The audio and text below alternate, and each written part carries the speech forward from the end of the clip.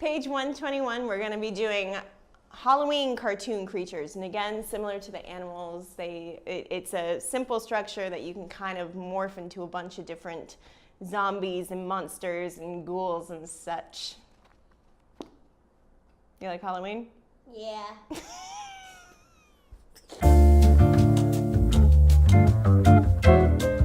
Now we're going to learn how to draw Halloween creatures.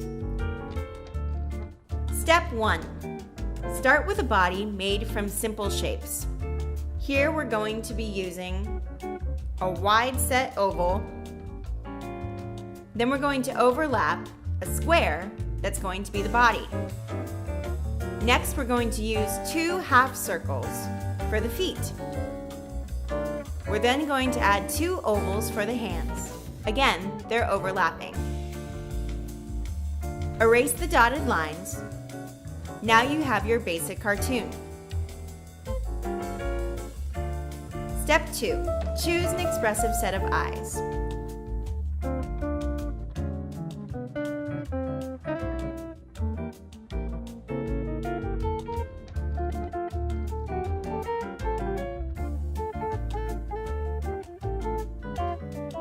Step 3.